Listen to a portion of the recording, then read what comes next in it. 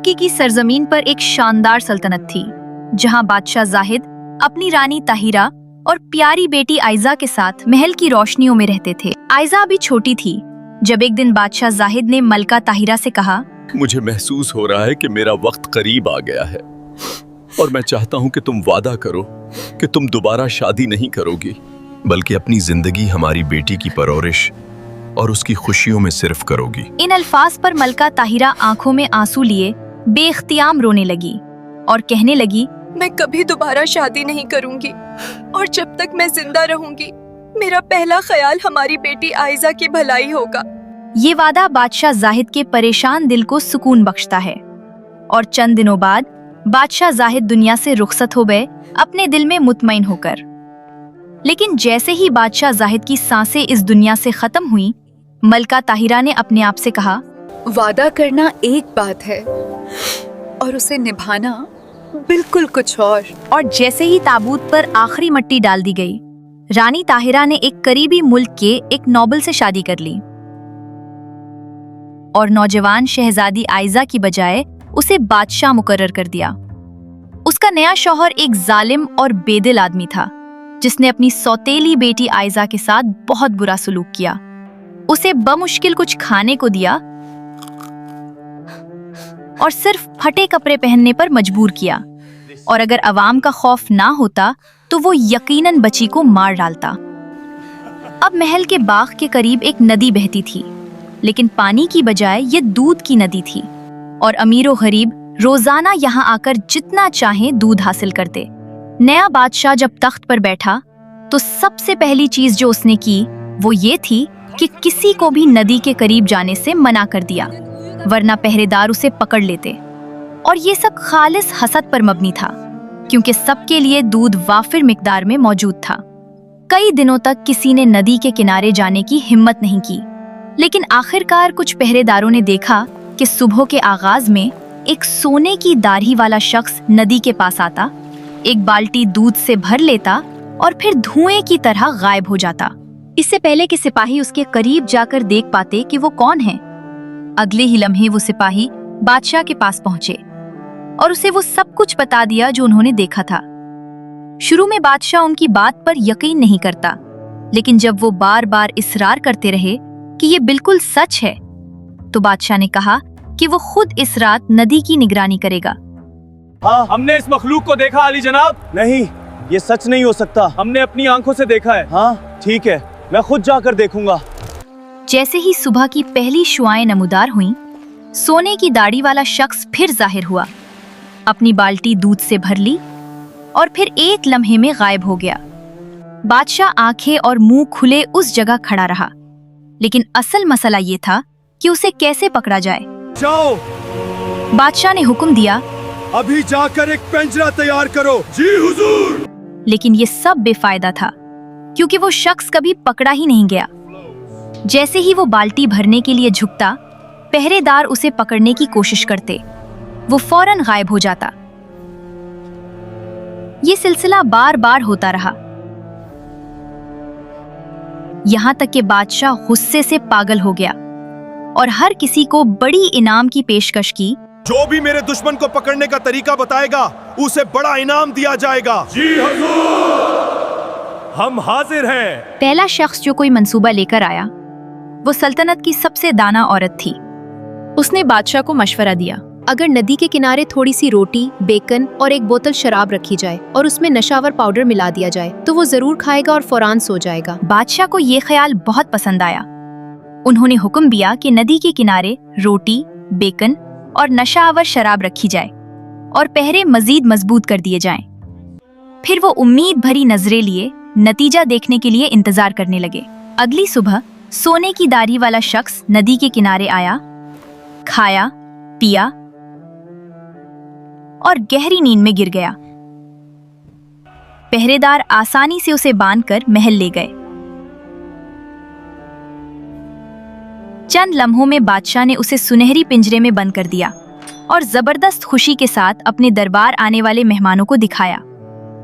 बेचारा कैदी जब वो नशावर नींद से जागा तो बात करने की कोशिश की, मगर कोई उसे सुनने को तैयार न था। लिहाजा वो बिल्कुल खामोश हो गया। यूं नशा आवर को कैद में तकरीबन 1 माह गुजर गया। इसी दौरान बादशाह को पड़ोसी मुल्क पर हमला करने के लिए अपनी फौज के कमान संभालनी पड़ी। जाने से पहले उसने अपनी सौतेली बेटी आइजा को बुलाया और कहा, सुन लो आइजा, जब तक मैं बाहर हूँ मेरी कैदी की देखभाल तुम पर है। ख्याल रखना कि वो ना भागे। अगर मैं वापस आकर देखूं कि वो गायब है तो तुम्हें इसकी कीमत एक हौलनाक मौत के जरिए अदा करनी होगी। नौजवान शहजादी आइजा दिल ही दिल में खुश हुई कि उसके सौतेले वालिद जंग के लिए जा रहे हैं और उम्मीद की कि शायद वो कभी वापस न आए। जैसे ही बादशाह रुखसत हुआ, लड़की फौरन उस जगह गई जहां पिंजरा रखा हुआ था और दिन रात उस कैदी को कभी अकेला न छोड़ा। एक दिन नौजवान शहजादी आइजा चांदी के तीर और कमान से निशाना लगा रही थी कि उसके एक तीर की नोक सुनहरी पिंजरे में जा गिरी।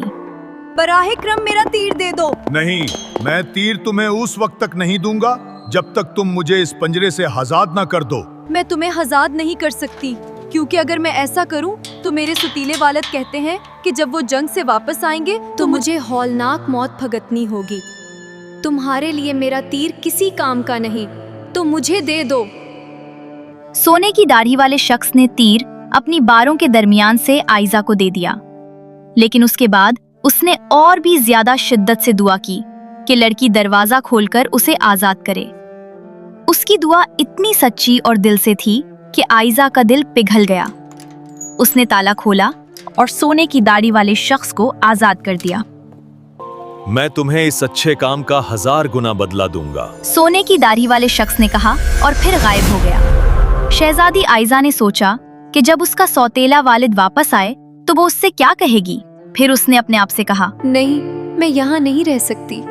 शायद दुनिया मेरे साथ उससे ज्यादा मेहरबान हो जितने मेरे सुतेले वालिद रहे हैं। शहजादी आइजा ने जब शाम का वक्त हुआ तो चुपके से निकलना मुनासिब समझा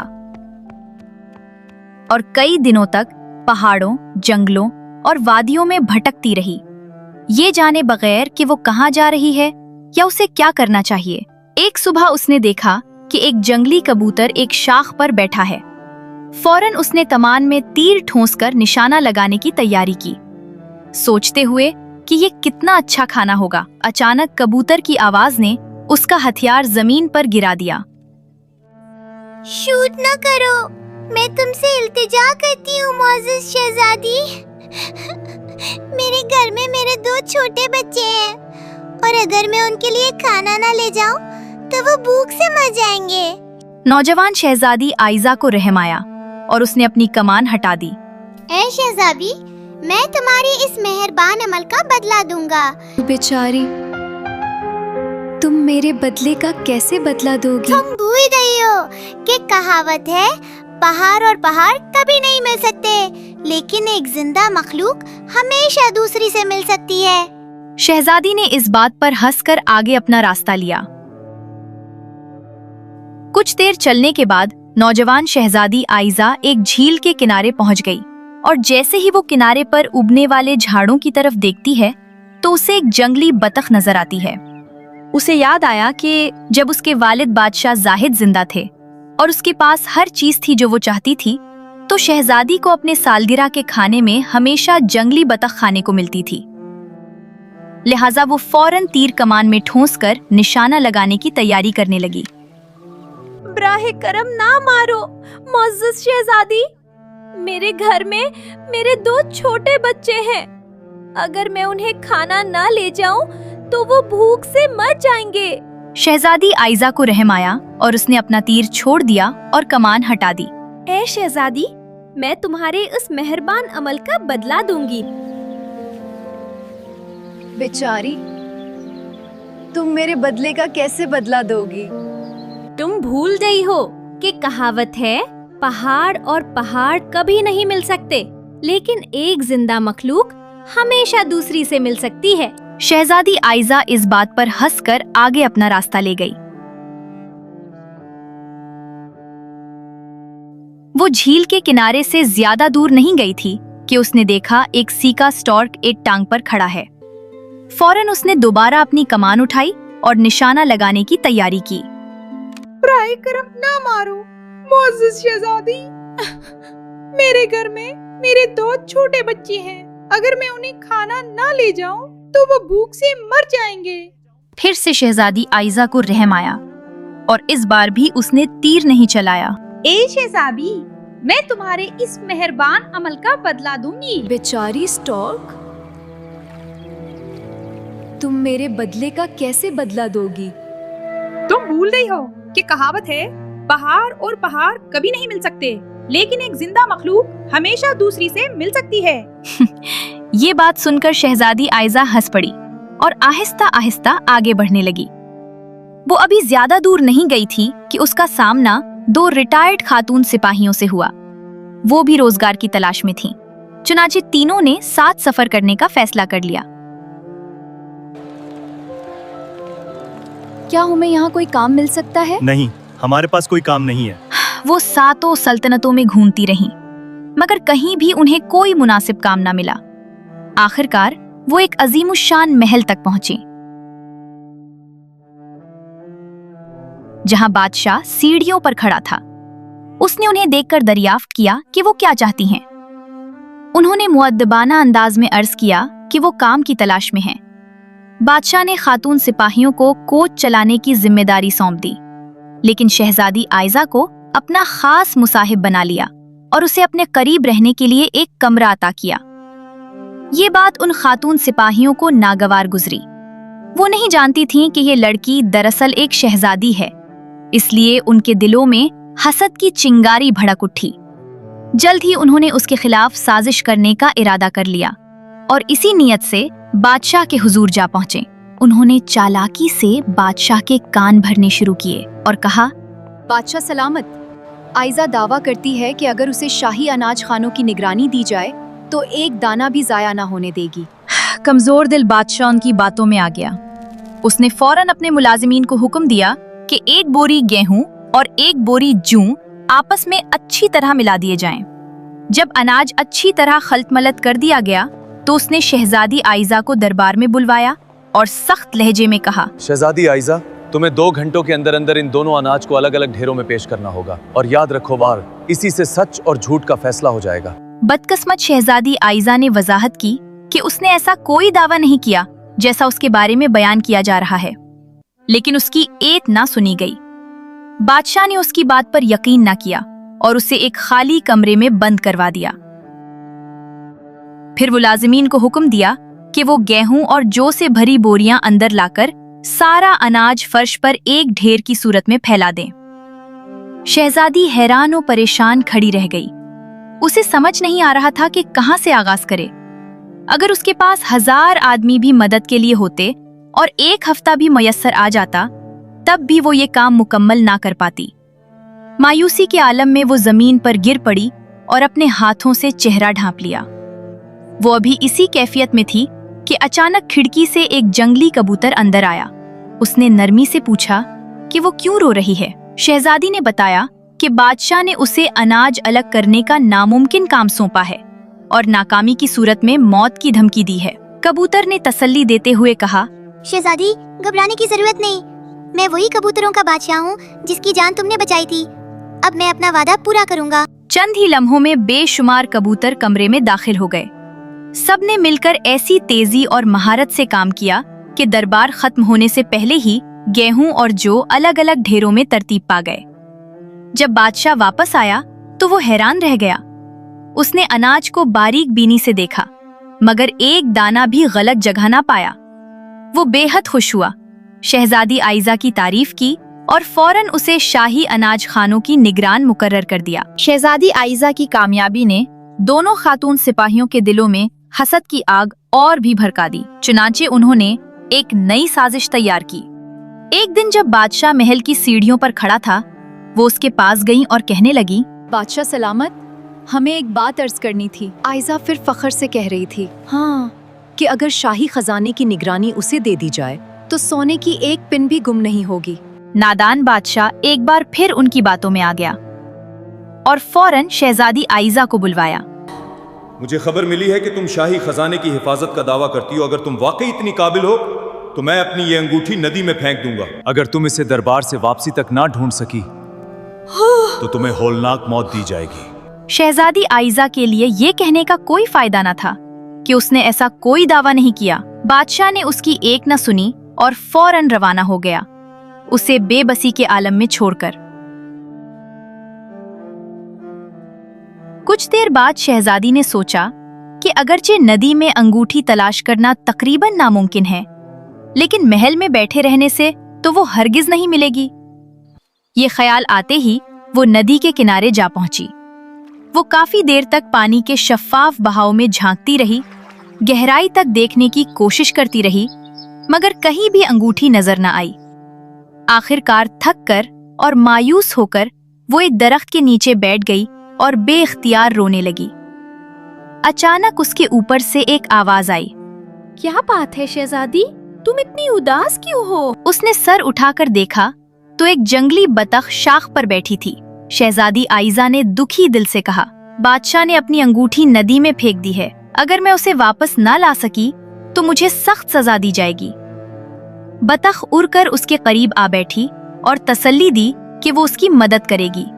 शहजादी, फिक्र ना करो, तुमने कभी मेरी जान बचाई थी, अब मेरी बारी है कि मैं तुम्हारी मदद करूं। चंद ही लम्हों में बेशुमार बतखें नदी में तैरती हुई हर सम तलाश करने लगी। वो पानी में होते लगाती और गहराई तक झांती रहीं, यहाँ तक कि आखिरकार अंगूठी मिल गई और उसे एहतियात से लाकर शहजादी के सामने घास पर रख दिया गया। जब बादशाह वापस आया और अंगूठी को महफूज देखा तो वो हैरान रह गया। अब उसे शहजादी आइजा की काबिलियत और दानाई पर यकीन हो गया और उसी वक्त उसे शाही जवाहरात की निगहबान मुकर्रर कर दिया गया। अब आप सोच सकते हैं कि इस मकाम तक पहुंचकर बादशाह शहजादी ऐजा की काबिलियत देखकर मुतमईन हो चुका होगा, लेकिन इंसानी फितरत को बदलना आसान नहीं होता। जब दोनों हसद करने वाली खातून सिपाही एक नई मन घड़त कहानी लेकर आए तो बादशाह ने एक बार फिर उनकी बात सुनने की तैयारी कर ली। बादशाह सलामत, हमें एक अजीब खबर मिली है। वो नौजवान लड़की जिसे जवाहरात की निगहबान बनाया गया है, उसने दावा किया है कि आज रात महल में एक बच्चा पैदा होगा जो दुनिया की हर जुबान बोल सकेगा और हर मौसीकी का साज बजा सकेगा। क्या ये मुमकिन है या फिर वो कोई जादूगर है जो आने वाले वाकयात पहले से जानती है? ये सुनकर बादशाह और भी ज्यादा गजबनाक हो गया। उसने खुद भी जादू सीखने की कोशिश की थी, लेकिन उसके कोई मंत्र या फॉर्मूले कभी कामयाब न हो सके थे। अब जब उसने सुना कि शहजादी ऐजा के पास ऐसी ताकत है जो दर हकीकत उसके पास नहीं, तो वो मजीद बढ़म हो गया। गुस्से से कांपते हुए उसने हुक्म दिया कि शहजादी को फौरन दरबार में पेश किया जाए और कसम खाई, मैं कसम खाता हूँ, अगर ये मोजज़ा ना हुआ तो शहजादी को घोड़े की दम से खींचकर मौत के घाट उतारा जाएगा। हकीकत ये थी कि शहजादी ऐजा को जादू का वो इल्म भी हासिल न था जो बादशाह को था, और ये काम उसे पहले से भी ज्यादा नामुमकिन महसूस होने लगा। वो इसी मायूसी में अपने कमरे में बैठी रो रही थी, जहाँ से उसे निकलने की इजाजत न थी, कि अचानक उसे खिड़की पर किसी चीज के टिकराने की आवाज सुनाई दी। उसने सर उठाया तो देखा कि एक स्टोर्क खिड़की पर बैठी है। स्टोर्क ने नरमी से पूछा, शहजादी आइजा, तुम इतनी उदास क्यों हो? शहजादी ने बताया, किसी ने बादशाह से कह दिया है कि मैंने पेशगोई की है कि आज रात महल में एक बच्चा पैदा होगा जो हर जुबान बोल सकेगा और हर साज बजा सकेगा। मैं जादूगर नहीं हूँ। लेकिन अगर ऐसा ना हुआ तो बादशाह मुझे सख्त सजा देंगे। स्टोक ने तसल्ली देते हुए कहा, फिक्र न करो शहजादी, मैं स्टोक्स की मलका हूँ। तुमने कभी मेरी जान बचाई थी और अब मेरा फर्ज है कि मैं अपना कर्ज अदा करूँ। मैं खुद ऐसा बच्चा तलाश करूंगी जो ये पेशगोई पूरी करेगा। ये कहकर स्टोक उड़ गई। कुछ देर बाद वो वापस आई और इस बार उसके साथ एक नन्हा सा बच्चा था। उसने बच्चे को शहजादी आइजा के सामने रख दिया। बच्चे ने फौरन अपने नन्हे हाथ फैलाए और ऐसी दिलनशीन धन छेड़ दी कि शहजादी अपना सारा गम भूल गई और हमातन गोश होकर उसे सुनने लगी। अगली सुबह बादशाह सीधा शहजादी के कमरे में आया और अपनी आंखों से देखा कि बच्चा क्या कमाल दिखा सकता है। हैरत से उसने कहा, अगर तुम्हारा जादू ऐसा बच्चा पैदा कर सकता है तो तुम किसी भी जादूगर से बढ़कर हो। और तुम्हें मेरे बेटे से शादी का हक मिलेगा। चूंकि वो बादशाह था और आदतन जो चाहता फौरन हासिल कर लेता था, उसने हुक्म दिया, फौरान शादी की तकरीब की तैयारी शुरू की जाए। दुल्हन और दूल्हे के लिए शानदार दावत तैयार की जाए। जी हुजूर। अब जबकि शहजादी वाकई बादशाह के बेटे से शादी करने वाली थी, बादशाह ने उससे दरियाफ्त किया, शहजादी आइजा, हाँ, तुमने ये तमाम नामुमकिन काम किस जादू या तरीके से मुकम्मल किए? बादशाह सलामत, मैं ना किसी जादू से वाकिफ हूँ, ना किसी खास फन से, लेकिन हर बार जब मुझे मौत की धमकी दी गई, किसी न किसी तरह मैं उन खतरात से बच निकलती रही। मुझे अपने सुतेले वालिद से भागना पड़ा। मैंने 3 परिंदों की जान बचाई और फिर मैं उन 2 हस्त करने वाली सिपाहियों के साथ शामिल हुई, जिन्होंने अपनी दुश्मनी में मुझे नुकसान पहुंचाने की हर कोशिश की। इन दोनों हस्त करने वाली सिपाहियों ने जानबूझ के मेरे खिलाफ आपके कान भरे। ये सब सुनकर बादशाह के दिल में खुशी की लहर दौड़ गई कि उसके बेटे ने किसी आम लड़की के बजाय एक बहादुर, निडर और बावकार शहजादी का इंतखाब किया है। उसने फौरन उन दोनों खातून सिपाहियों को दरबार में तलब किया और सख्ती से खबरदार किया कि अगर उन्होंने कभी उसकी सल्तनत की सरहद में कदम रखने की जिसारत की तो उन्हें भी वही सख्त सजा दी जाएगी जो वो शहजादी आइजा के लिए मुकर्रर कर चुका था। और अब शायद आप ये सोच रहे होंगे कि वो सुनहरी दाढ़ी वाला शख्स कहाँ गया? क्या वो कभी शहजादी आइजा की मदद के लिए वापस आया? नहीं, वो फिर कभी नजर न आया और आज तक उसका कोई पता नहीं चल सका।